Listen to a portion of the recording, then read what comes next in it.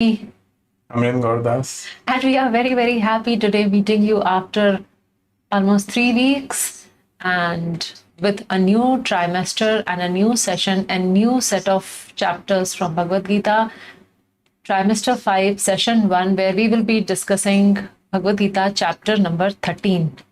So let us begin this session with auspicious Mangalacharan.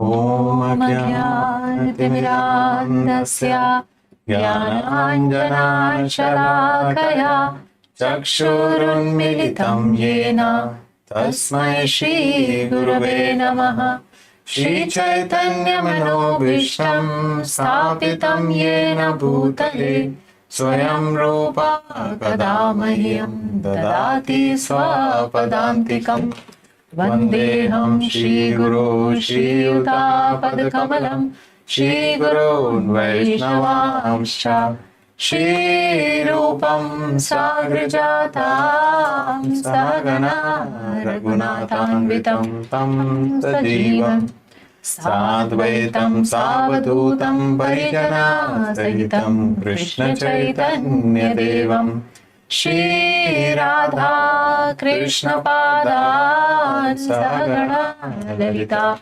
Shri Vishakhanvitamscha He Krishna Karuna Sindhu Dinabandhu Jagatpate Gopesha Gopika Kanta Radha Kanta Namastute Tapta Kanchana Gaurangi Radhe Vrindavaneshwari Vrishabhanu Sute Devi Pranamami Hari Priye Vancha Kalpatarubhyascha Kripa Sindhu Vaevacha Patitanam Pavanebhyo Vaishnavebhyo Namo Namaha Shri Krishna Chaitanya Prabhu Nityananda Shri Advaita Gadadhar Shivasadi Gaura Bhakta Vrinda Hare Krishna, Krishna Krishna, Hare Hare, Hare Rama, Rama Rama, Hare Hare.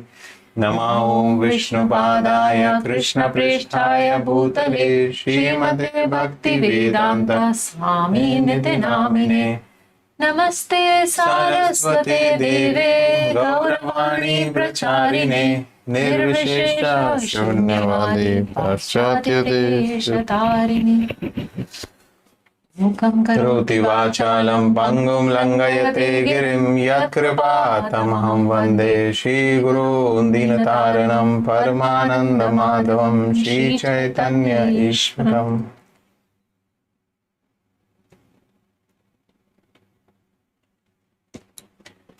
So, like to check whether we are audible and audible, visible. Any problem? Okay. Great. So good to go. Thank you. So here we are with Gita Rewind, and there is nothing much to rewind here. So this is not to rewind, but to remind that hopefully you have completed your quizzes and your trimester 4. Hopefully you all have downloaded the certificates. Also, can we request quickly to raise your hands there so that we know how in the chat window that how many of you have actually completed the 4th trimester and you have got the certificate. Absolutely. We are checking the chat on social medias also, so there also you can type in. We would like to see how many of you have completed. Jaydev, Iyer, Gita, Manohar, Vaikunt, Padi, Suhas, Lonakadi, Sundar, okay, Mahalakshmi,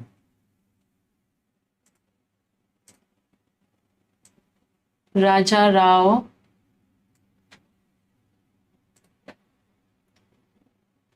Girija, Krishna Khanna has done quiz. Did you download the certificate? See, completion from our end means that you have downloaded the certificate. Second, you have submitted the open book assessment also. So please, some of you are typing here and many of you are not typing. So I'm assuming that many of you have not yet completed. So we request you kindly go back after the session and complete the quizzes and download your certificate. It is very important so that it marks that, okay, so that much portion of Bhagavad Gita you have understood, you have read, and you have understood also. Many of you have raised your hands here. Jayalakshmi, Bhavin, Rajalakshmi, Shobha, Aruna, Krishna, Arvind, Niranjana, Shetty, Sundaram, Balasubramaniam, Bhuma, Shrikant, Dinakar, Aruna, Chandrasekhar, Rakesh, Neva, Ramachandra, Atmantam, Sundar. So we are very, very grateful to all of you who have completed. We can see 17 hands up here out of 112 participants. So many of you are yet to complete. So please complete that. And let's begin with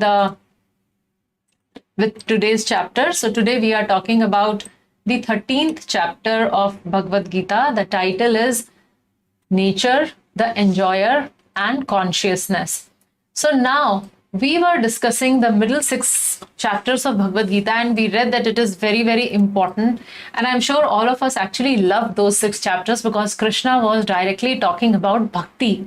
And in each of the chapter towards the end, he was emphasizing that how to reach him, the only process is unalloyed devotional service. So after all this bliss and after all the culmination, it's like the climax was there. Krishna has revealed the topmost. Now there is nothing beyond that.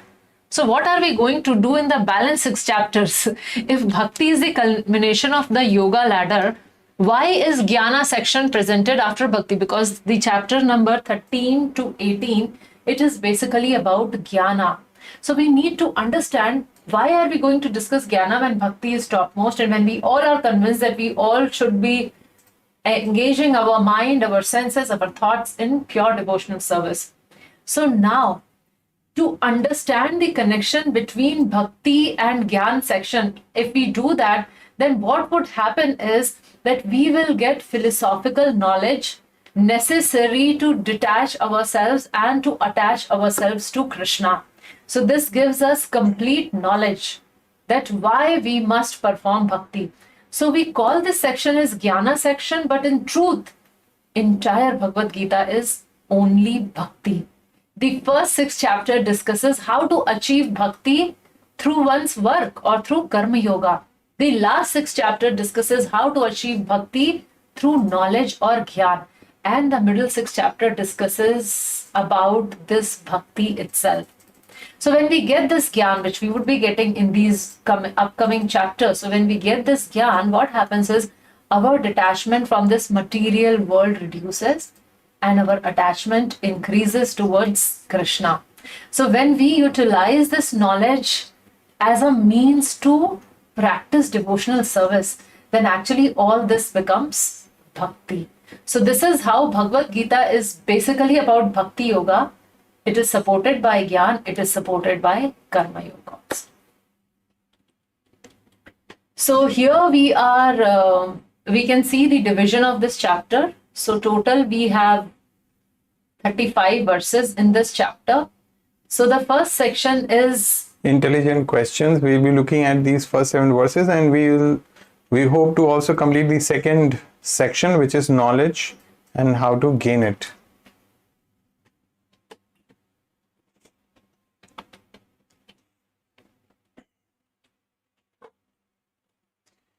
Arjunuvacha prakritim purusham chaiva kshetram kshetragyam cha etad veditum ichchami jnanam geyam cha keshava Shri Bhagavan uvacha idam shariram kaunteya kshetram iti abhidhiyate etad yo veti tam prahu kshetragya iti tad vidaha.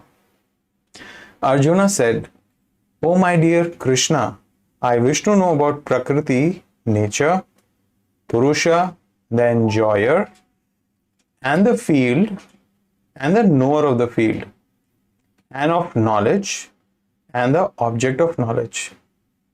So this is the opening of this chapter 13, where Arjuna is asking, he wants to know about 6 things. What are those 6 things? Prakriti, Purusha, field of knowledge, field and knower of the field, knowledge and object of knowledge. I'll repeat so that we remember what are the 6 questions: Prakriti, Purusha, field, knower of the field, knowledge and object of knowledge. These are the 6 things that Arjuna asks, and Krishna immediately begins to answer that.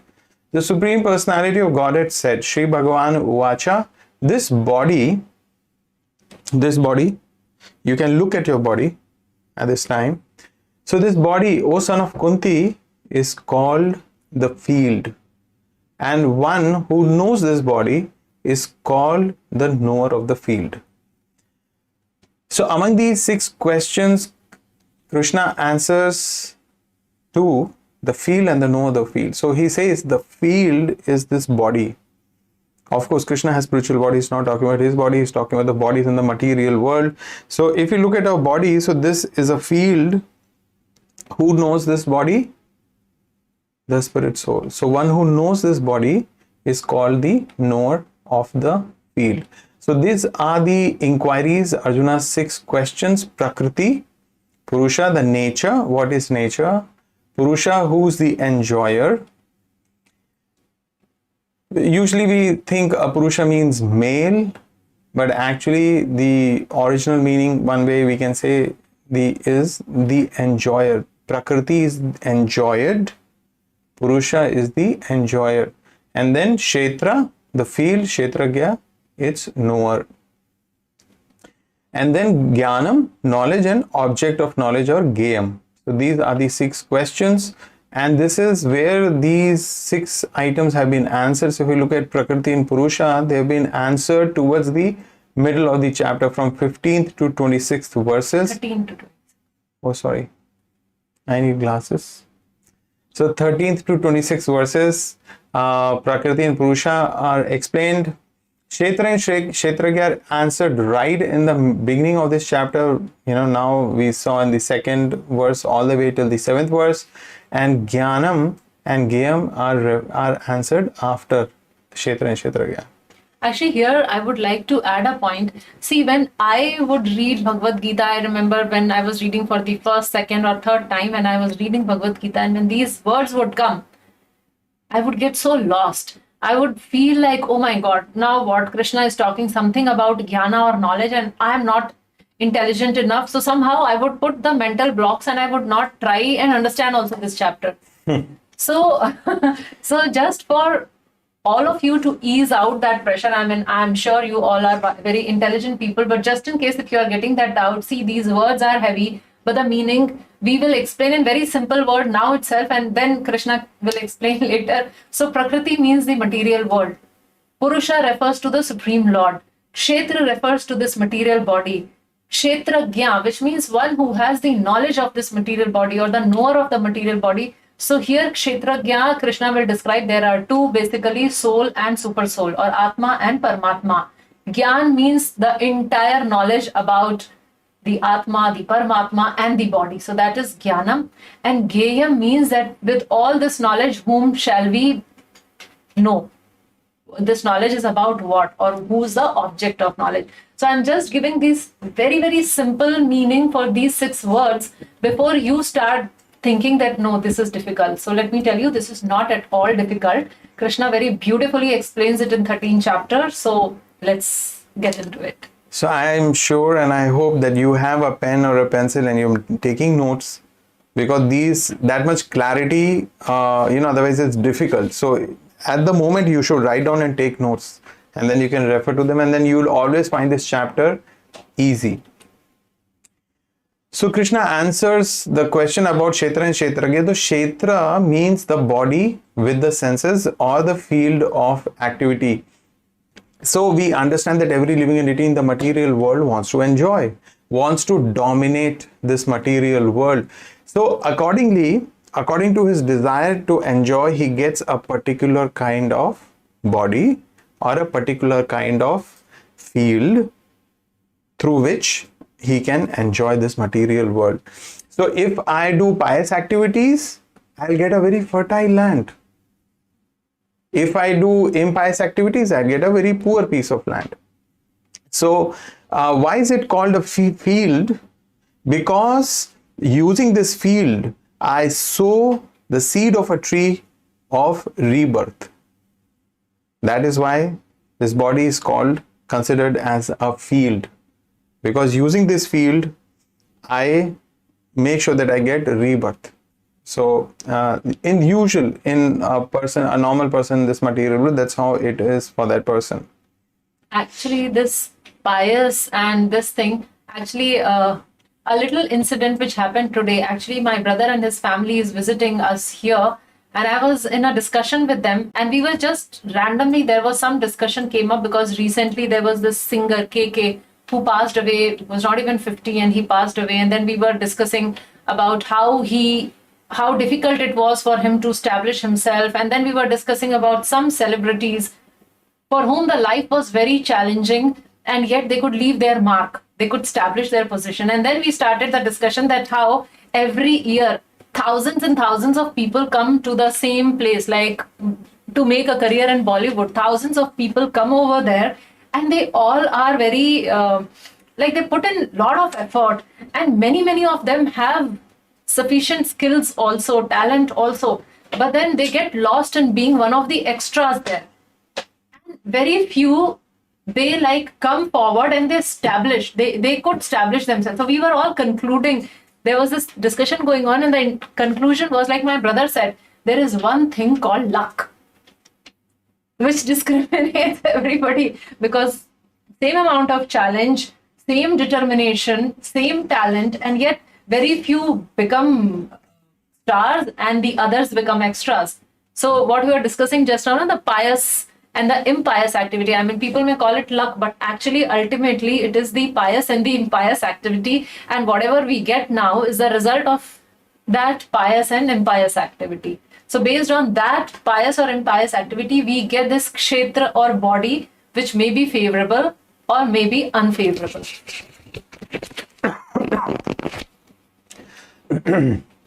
So kshetra is the body or the field of activity. And who's the kshetragya? Kshetragya is the one who knows this body. Interestingly, Prabhupada also adds a point here, but who does not identify with the body. So one kshetragya is, he thinks, I am this body and everything connected to this body is mine. But the real kshetragya is one who knows this body, but who also knows I am not this body. So like we have a shirt, right? Or we may have a kurta, or we may have a sari, a cloth that we wear. So do we ever think that I am that shirt? I am that sari? So we never think like that. So this kshetragya Prabhupada refers to is the person who knows, yeah, I have a body, but I am not the body.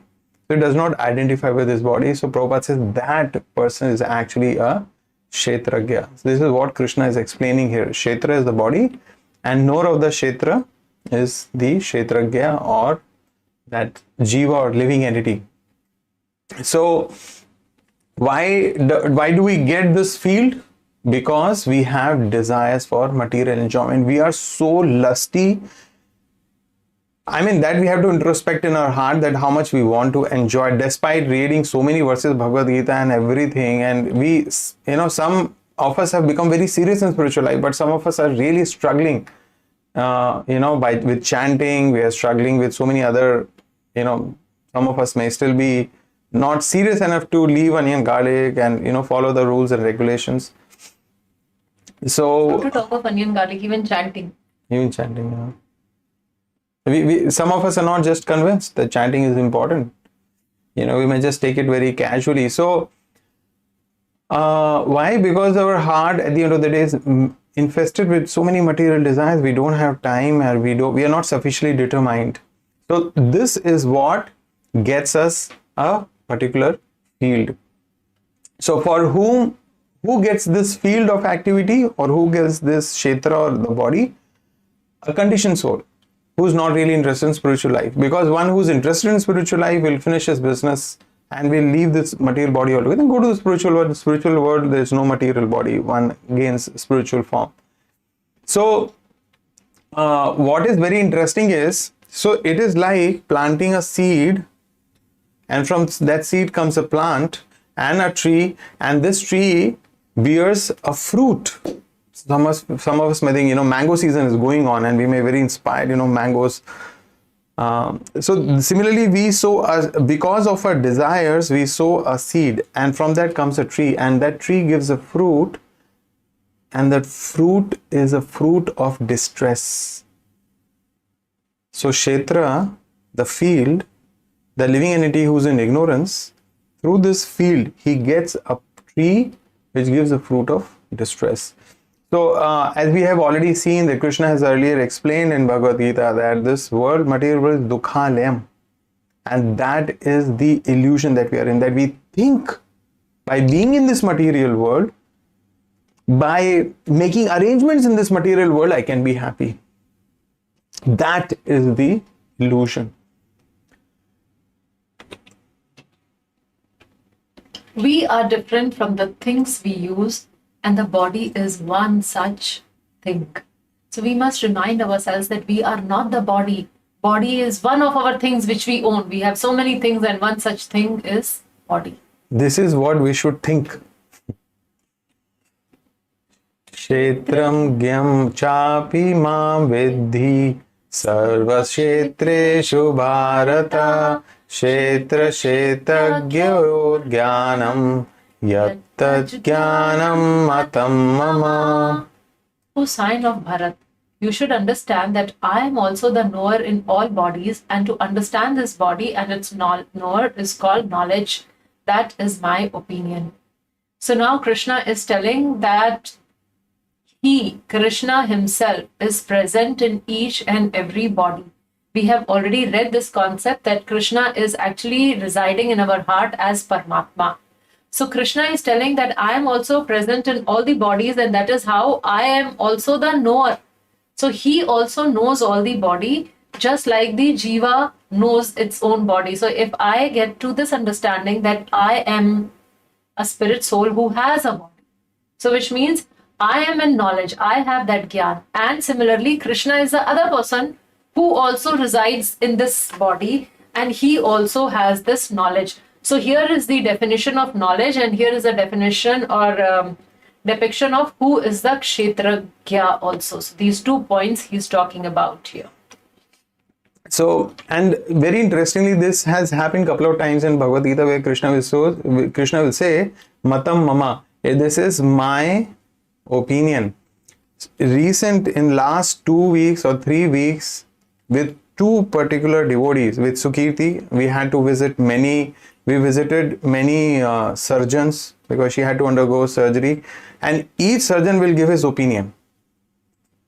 And sometimes the opinion would vary in some other way. And then after that, there was another devotee, he had to undergo surgery. Again, we met 4 different surgeons. Each surgeon had a slightly different opinion, a similar opinion, but one surgeon had a very different opinion about that surgery. And we were trying to find out, okay, this seems to be better, that seems to be better, like that, right? Because we understand that each one of us are imperfect. So somebody may have a better opinion than the other person. But when Krishna says, this is my opinion, which means it is absolute, perfect, truth, reality.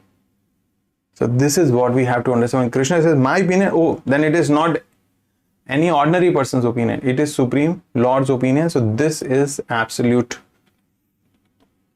So, yes. So Krishna is also Kshetragya. He is the chief Kshetragya, or the super soul. So a citizen may know everything about his piece of land. For example, some of you may own property. So you'll know about your property, when it was purchased, who owned this land before you did, and so forth, right? But if you look at the government knows about every inch of land.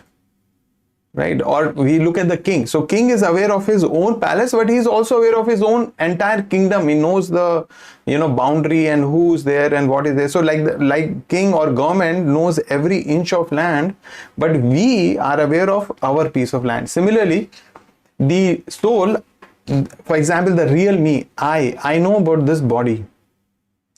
right? But I really don't know about your body. You can tell me something, I can empathize with it, but that's the end of it. But Krishna knows my body, Krishna knows your body, Krishna knows everyone's body. So Krishna is like that king or the government. So that's how Krishna is the chief knower or the super soul. And Jnanam, perfect knowledge, means three things. So again, it's a very important point. If you know this, then you have made a huge progress in your understanding of Bhagavad Gita. Jnanam or perfect knowledge here, Krishna is saying, my opinion. One, what is body? Second, the knower of the body. Which are two, the soul and the super soul, and they are not same. It is, because if you look at these two verses, people may become confused. Because in the second verse, Krishna says, one who knows the Kshetra is Kshetragya. So that indicates soul. And in this case, he says, apart from that, there's another Kshetragya. Some people confuse that, that every living entity is God. So that kind of confusion may come. But the perfect knowledge is that body, and it has two different distinct knowers, soul and super soul.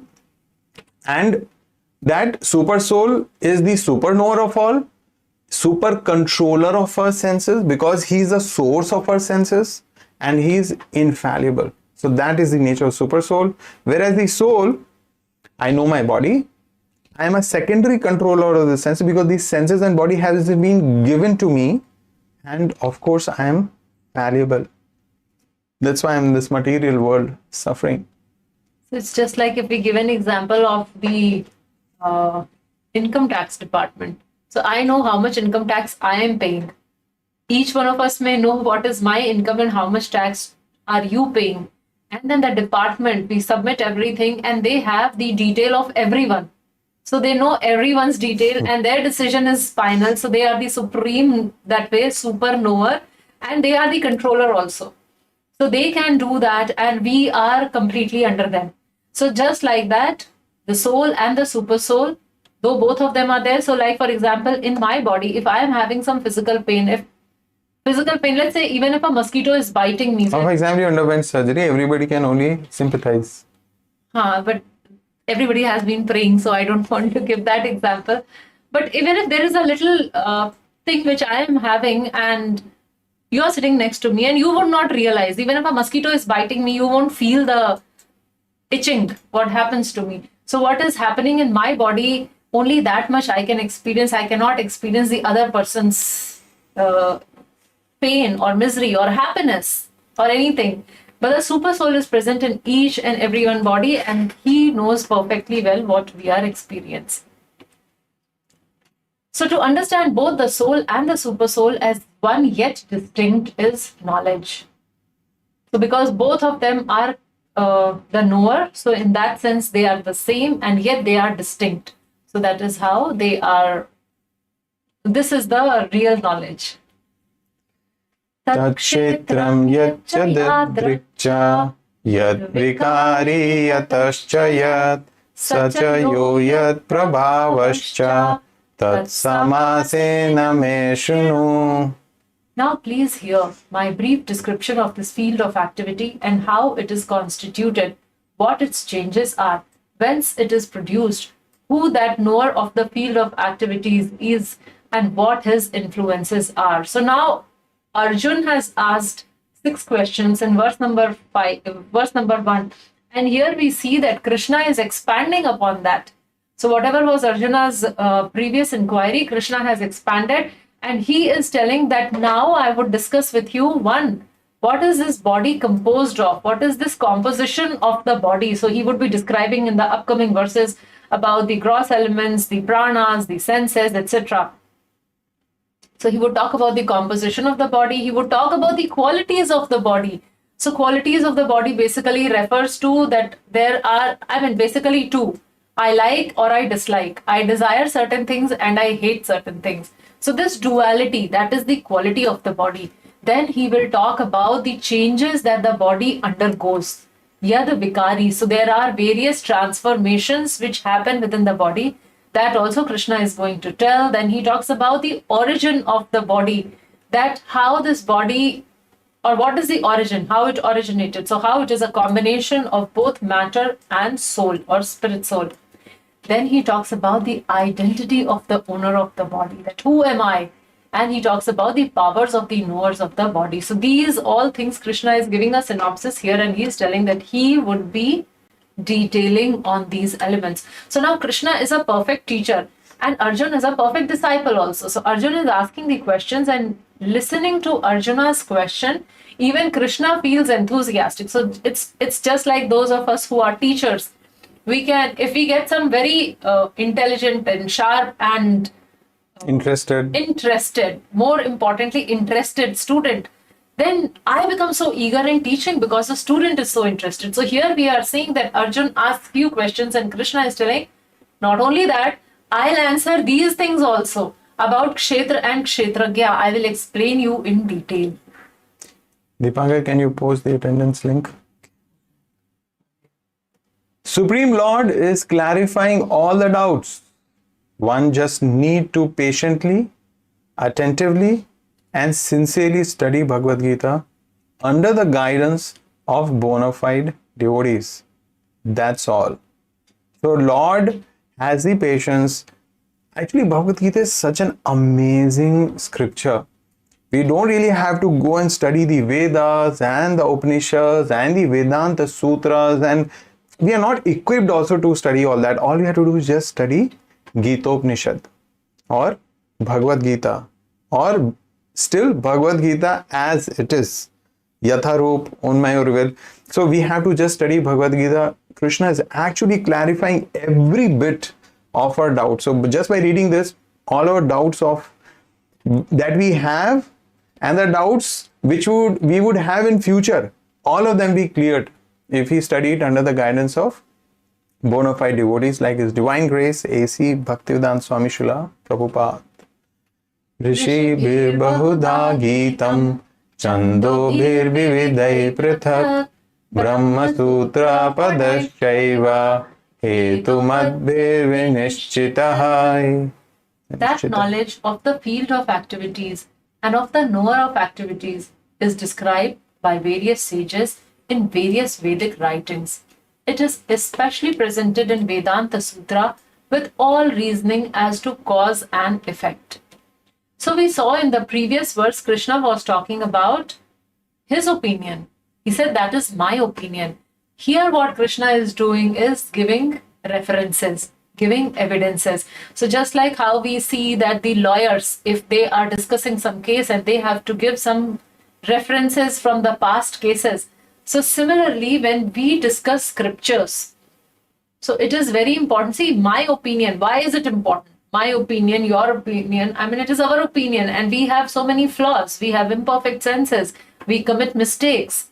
So it is not to be trusted. So we trust what is there in the scriptures or what Krishna says. So Krishna said, and Krishna also, to set an example for all of us to learn, he is also giving references. So he is saying that the knowledge of the field of activities and the knower of activities is described, one, by various sages. Where they have described these sages? In Vedic writings. So he is telling about various sages. He is talking about Vedic scriptures, and he is mentioning about Vedanta Sutra. So he is bringing forward these points to explain that whatever he is saying is bona fide. So when Krishna does that, it is not that he has to give those proofs. It is for us to learn that if we are speaking something, then it becomes bona fide only when we give reference from the scriptures. Otherwise, my opinion does not matter. Also, Krishna is being very, very cautious. We understand as God, he knows what is going to happen in future. So he knows that some of us, will think that I am God, or I may become God, or somebody saying that he is God and he will tell me how to become God, and all that nonsense will come in future. So Krishna is already aware. So because he is going to talk about this soul, super soul, their distinction, they cannot become one. All these points Krishna is going to talk about. So he's saying, I'll give you my opinion, but then he says, people may not have sufficient faith in me, so better I will also quote the scriptures. And as Sugita is saying, of course, to set an example for others as well. So Krishna is going to set giving references of the Vedas. So Vedas refers to, of course, the Vedas and Upanishads. Upanishads are also considered part of the Vedas. So Katha Upanishad or Taittiriya Upanishad, which specifically talk about these topics of Kshetra, Kshetragya. And when Krishna is talking about Rishi Bhir, so which rishis is he talking about? Of course, very prominent rishis like Vyasadev, Parashar Muni, Vasishtha. So like these, Krishna is talking about. So these are the first two lines. Rishibir Bahuda Gitam, Chandobir Vividai Prathak. So the rishis, the Vedas, and then he says Brahma Sutra or Vedanta Sutra.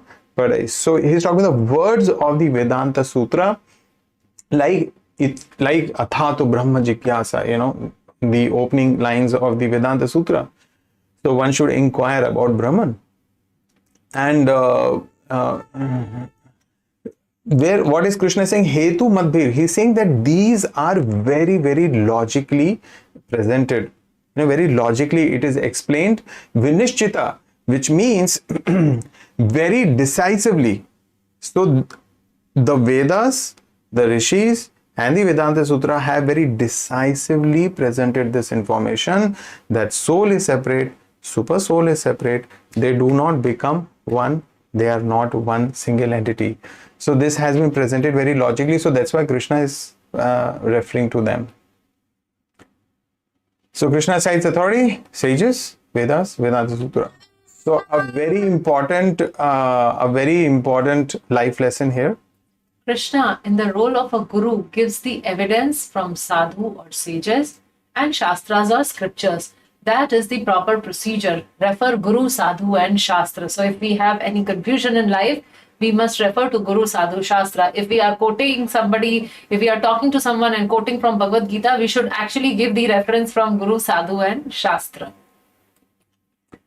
Mahabhutani ahankaro buddhiravyaktameva cha indriyani dashaikam cha panchachendriya gocharaha ichha dvesha sukham dukkham sangatascetanadritihi etat kshetram samasena savikaram udahritam. The five great elements: false ego, intelligence, the unmanifested, the 10 senses, and the mind. The 5 sense objects: desire, hatred, happiness, distress, the aggregate, the life symptoms, and convictions. All these are considered in summary to be the field of activities and its interaction. So what Krishna is describing here in these two verses, in the set of these two verses, is about the component of the body. Here he is talking about field of activities. So he is answering the question about the field. So what kshetra or field? So he is describing, let's see the breakup of what he has mentioned here in a little simpler and orderly fashion.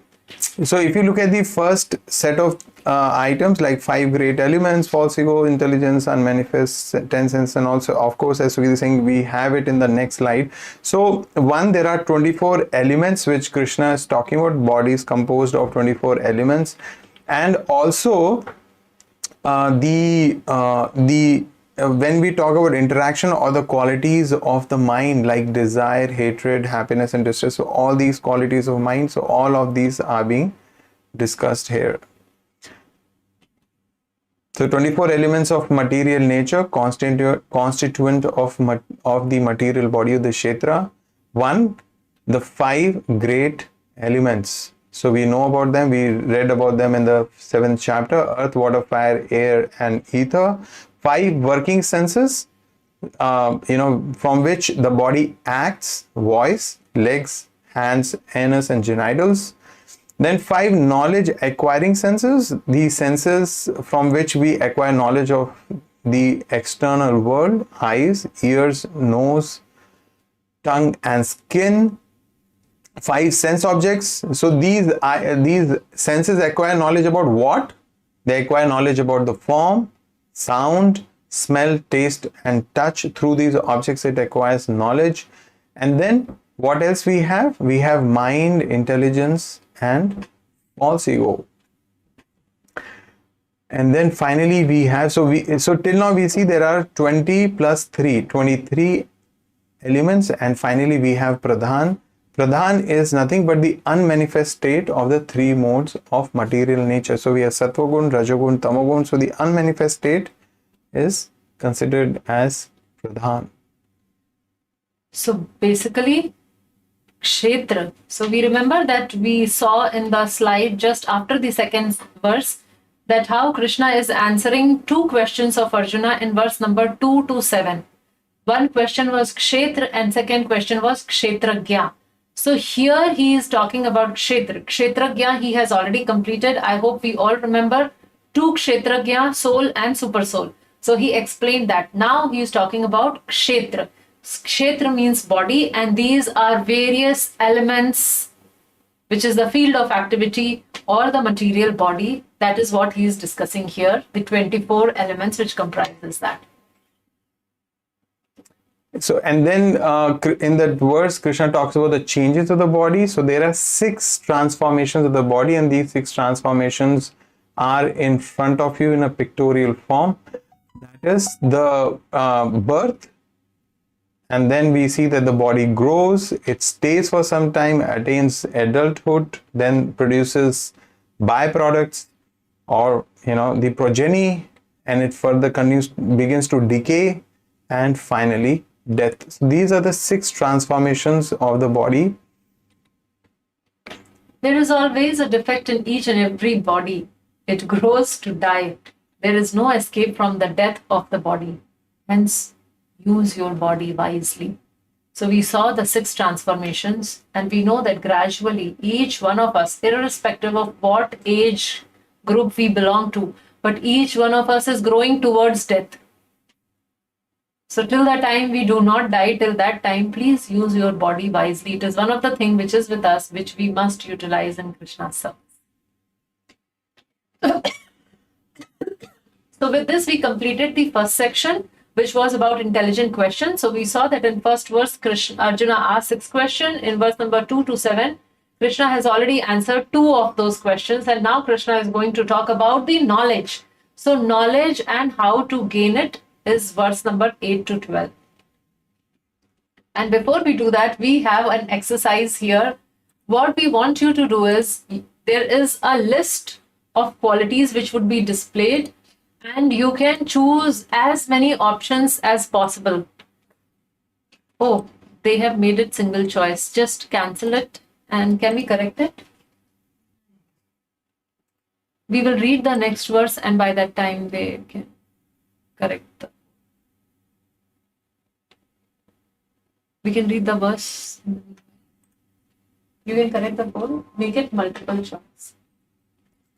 Amanitvam adambhitvam ahimsa shantirarjavam acharyopasanam shaucham sairyam atma vinigraha indriyartheshu vairagyam ahankara evacha janma mrityu jara vyadhi dukkha doshanudarshanam asakte anabhishvangah putradara grahadishu nityam cha samachittatvam ishtanishtopapatishu. So these are the qualities which Krishna says. If we look at the last line, all these I declare to be knowledge, and besides this, whatever there may be is ignorance. I'm reading the last 2 lines in front of you, that this is what Krishna declares as knowledge, and whatever else may be there which is not included here is ignorance. So this is amazing, huh? All on this slide, whatever is contained is Krishna is declaring as knowledge. So let's look at, and look, so many of these are qualities: humility, pridelessness, non-violence, tolerance, simplicity, Approaching a bona fide spiritual master. Approaching a bona fide spiritual master. Sorry for that. Cleanliness, steadiness. You can Can you take that call, please? Sorry, I'll repeat again. Humility, pridelessness, non-violence, tolerance, simplicity, approaching a bona fide spiritual master, cleanliness, steadiness, self-control, renunciation of the objects of sense gratification, absence of false ego, the perception of the evil of birth, death, old age, and disease. I hope you are with me. Detachment, freedom from entanglement with children, wife, home, and the rest. Even-mindedness amid pleasant and unpleasant events. Constant and unalloyed devotion to me. Aspiring to live in a solitary place. Detachment from the general mass of people. Accepting the importance of self-realization. And philosophical search for the absolute truth. All these I declare to be knowledge, and besides this, whatever there may be is ignorance. So to understand these qualities in a little detail, we will take an exercise. So here we are showing you multiple options are there, not this one. Can you close it and choose? Yes. So choose as many items as you want. You have to identify those qualities which were taught to you in schools. So be careful while marking all those qualities which were taught to us in our school. Kindly choose them. You have 2 minutes. There are 2 questions, each having 10 qualities. Sort of these 20 qualities which you have to choose. As many as you want.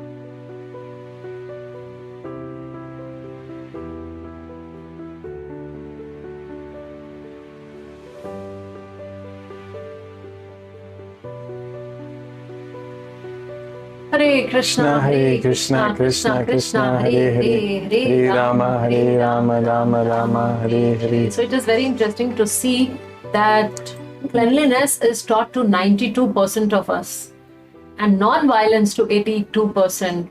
And humility And humility. Which and school tolerance. teaches humility? So We are told to be very passionate about our dreams generally and competitive. and I'm surprised that some schools are also teaching to approach bona fide spiritual master. Actually, maybe you can share your school and probably Actually, bona fide, the word itself, I was made aware by reading Prabhupada books. Like I was never aware that there is such a word also. So many or of you are renunciation not- of objects of sense gratification. But I here can see in the chat window that Rohini And Sujit. and so they are saying that none of the above is not there, otherwise that would have been my option. And frankly speaking, for me also it is none of the above, because generally these qualities, now we are talking about, let's say, tolerance, or we are talking about approaching bona fide spiritual master, we are talking about self-control or renunciation or absence of false ego. We were never taught what is false ego. How do you know what is false ego? It's People don't basically- understand this word Yes. itself. There is no understanding of Or this for word. example, the perception of the evil of birth, death, old age and disease. Now 22% of you have marked that you have learned this from school. But I really wonder which school teaches such things. Or constant and unalloyed devotion. So see, the whole point here is that though many... Oh, you got an address also. Purna Pramati School in Girinagar, Bangalore teaches all these qualities. Wonderful. So if you're staying in that area, please see that if you're a student, you can quit your school and attend this school, or you can choose this particular school for your education, for children's education. Because generally, so not to mock at anything or not to make fun, but generally these items which Krishna says, We look at these meanings. We look at the meanings of... not stop sharing. yeah, once again, we look at the meanings of these qualities, and then probably we'll be in a better situation to understand whether we were taught these qualities in the school or not. So what Krishna has mentioned in this verse is that these 20 things, can you go to the previous slide? Yes. About these 20 things, if we read the second last line, Krishna says, all these I declare to be knowledge. And besides this, whatever there may be is ignorance. So in school, generally the focus is so much on the academic studies or the extracurriculars these days.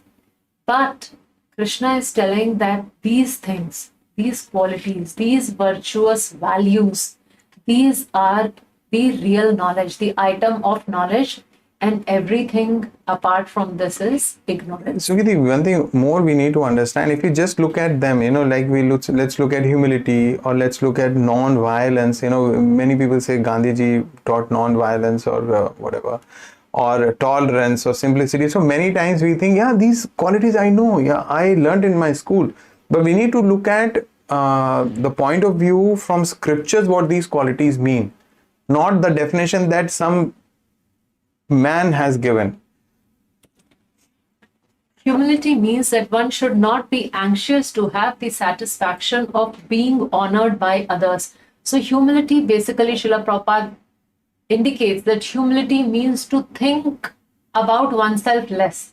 So if somebody is giving me honor or somebody is giving me disrespect, if I get acknowledged or if there is no recognition for me, in all these cases, I do not become anxious. I do not have this anxiety that I have done so much, why my work is not getting recognized. And it is not just in work. It is within the family. Yeah, I mean, with work, I said any activity which I do. Yeah, I mean, the daughter-in-law would many times feel that I do so much my in-laws don't recognize. Sometimes the husband does many things and he feels that the wife does not recognize, or the other way around. So, I mean, just this definition of humility. So probably if you look at these definitions, and then probably you would have taken the poll, probably our opinion might have been little different. Non-violence means not to put others in distress. So it is not about the physical act of violence. It is about even by the way I speak, or I act, or I don't act. If others are put into distress, then that is violence. So we must not disturb the mind of others basically, and that is non-violence. Then we have tolerance, means that one should be practiced to bear insult and dishonor from others. So we must accept that we are living in material world, and people, most of them, they're not interested in spiritual life, and you can expect insult and dishonor from others. So that's okay. But tolerance means that one should be practiced, that when I'm insulted, I have done so much of practice that when I'm insulted, I don't react. I don't insult back. So I tolerate that insult. So I have done so much of internal practice that when I received an insult, I received dishonor from others, it doesn't provoke me. So that is tolerance. In fact, Srila Prabhupada explains, he says about the non-violence is basically preaching to others, giving them Krishna consciousness. That is the biggest non-violence act what we can do, is distributing the real knowledge. And he says, in the process of distributing this knowledge, if somebody insults us, then we tolerate that. So that is how he describes non-violence. So, but this is very interesting, how preaching is non-violence. How? Because this is how we are trying our best to distribute the knowledge to one and all, and bring them to that platform of understanding that how everywhere Supreme Lord is present, and how we should not be violent, not to talk about human beings, but to all the various species of life also. Yeah, so if we understand Krishna consciousness, naturally we will not hurt any other living entity. Simplicity means without diplomacy or duplicity. So that is simplicity, which means in my dealings with others, I am not duplicit, or I say something but I mean something, or I have something else in mind and I try to manipulate others. So that is not simplicity. Simplicity means without diplomacy or duplicity. In fact, there also Srila Prabhupada says that being so straightforward that you can disclose the truth even to your enemies. That is simplicity. Regulated principles will be easier for one who has served the spiritual master without reservation. So when we are talking about surrendering and accepting a bona fide spiritual master, so how does it reflect? Then we very easily and happily follow the regulative principles. Then Krishna talks about cleanliness. So this cleanliness has two aspects, internal and external. Internal in our mind, in our thoughts, and external by maintaining our body and the surrounding environment clean. So that is internal and external cleanliness. The next is steadiness. Steadiness means that one should be very determined to make progress in spiritual life. So that is what steadiness means. That despite my circumstances, sometimes they are favorable, sometimes they are very unfavorable, we are going through very tough time, but nonetheless I am determined, irrespective of my circumstances, I will be steady in making progress in spiritual life. Self-control means accept things favorable for spiritual life and reject unfavorable things. Very, very simple formula. If I am exercising some self-control, which means that I am taking things only which helps me in progressing towards Krishna, which are favorable for my spiritual life. And everything else which is not, I have the power and control over myself to say no to such things. So that kind of control kind of control on myself, on my senses. Next is false ego, means accepting this body as oneself. So now, probably exception of that school in Bangalore, the teachers don't know, our CBSE and ICSE board doesn't know. So where is the question of them teaching this? That if I think I'm this body, so if I think I'm male or female, I'm Indian or whatever, so If I think like this, which means I'm acting on the false ego platform. Unless we have a pessimistic view of this material life, there is no impetus for our making advancement spiritual life. So this is with respect to the 4 words that are mentioned, the words of birth, death, old age and disease. So one, we must understand that is reality of life. Why? One, that is definitely a reality, and when we understand that, when we contemplate on birth and death, old age and disease, then naturally we will not be very optimistic towards this material life, and we will not be very inspired to make lot of arrangements, which will last beyond our life. We know that one time there'll be a time which will come when we have to pack up everything, but we cannot take it with us. So you have to leave everything behind and go. So that kind of pessimistic view, or I would say a realistic view, we need to develop. So then that will provide us inspiration to advance in spiritual life. Also, Srila Prabhupada, also the Supreme Lord mentions there that detachment from family members. So Prabhupada explains that family members are natural object of affection, make them favorable to spiritual life. So detachment from the family members in the sense that we build a relationship with our family members with Krishna in the center, making their life also spiritual. And then if we have our affection and attachment to them, then that is okay. Then another very, very wonderful quality of even-mindedness. Now you would notice in your life that how many of us want trouble to come to us? We are always ready. Today what problem will come to me? I'm really looking forward to some problem to come. We don't, correct? Usually we are not in that mood. But still problems come. Despite us not wanting problems come to us.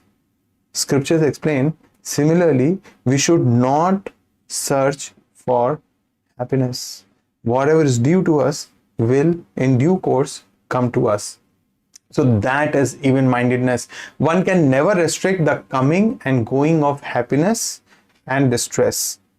Based on our previous actions, whatever we have done, some are good, some are bad, everything is intertwined. So some happiness will come, some distress will come, some happiness will go away from us, and at times distress also will go away from us. We cannot restrict its coming and going. So in all situations, I must maintain even-mindedness.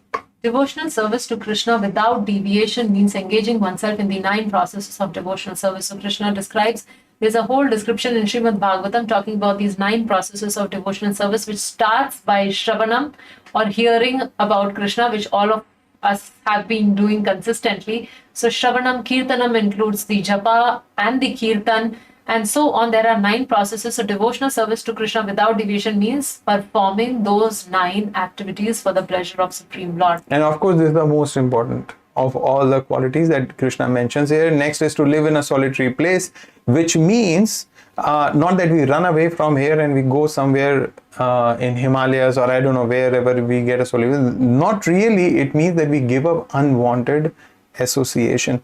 I was talking to one devotee. He is currently situated in US. He said that I have my friends here in the city, but I have not shifted with them because practicing spiritual life will become difficult. Chanting, there'll be unnecessary discussion, they'll ask questions, this, that. So better I am happy in my solitary place. He is an IT engineer working, but a good example of living in a solitary place. The service of the individual soul to the Supreme Soul is eternal or nityam. So all these qualities one performs eternally. So we would request you to go through this purport. It's a long purport, but Srila Prabhupada... Remarkable. Yeah, it's a remarkable purport. Srila Prabhupada has brought out these qualities so beautifully. So all these 5 verses combined, there is a purport. We request you all to read it if you have not already done that. If one does not approach or is not able to approach the transcendental service of the Lord, then the other 19 items are of no particular value. And if one takes to devotional service in full Krishna consciousness, the other 19 items automatically develop within him. Haribol. So that is how important it is to take up to the process of devotional service. And with this, we have one more live listen, I think. Yeah, so this point is very important. If we practice devotional service, all other qualities will naturally arise. If we try to develop all of the qualities, but we don't have affection, devotional service or devotion for Krishna, then those qualities have no value. Transcendental life begins when one accepts a bona fide spiritual master. Real method of acquiring knowledge is cultivation of saintly character headed by humility. So these three things, the most important is devotional service. Second most important is how do I perform devotional service? By acquiring a spiritual master. How do I get a spiritual master? By humility. So these three things are very, very important in that whole list of 20 items which Krishna has mentioned as what is knowledge. And with this, we conclude our today's session. The reading assignment for the next week is verse number 13 to 26. Looking forward to see all of you for the next session. Hopefully you have marked the attendance. So we are ending this session today. We will not be able to talk to you this Q&A, week. but Q&A. yeah, but you please note down your questions. Next week we'll have an extended session on Q&A. Keep your questions ready and we'll take them, all your questions. Thank you. Hare Krishna, Hare Krishna, Krishna Krishna, Hare Hare, Hare Rama, Rama Rama, Hare Hare. Srila Prabhupada. Ki Jai Bhagavad Gita as it is. Ki Jai Jai Jai. Hare Bol.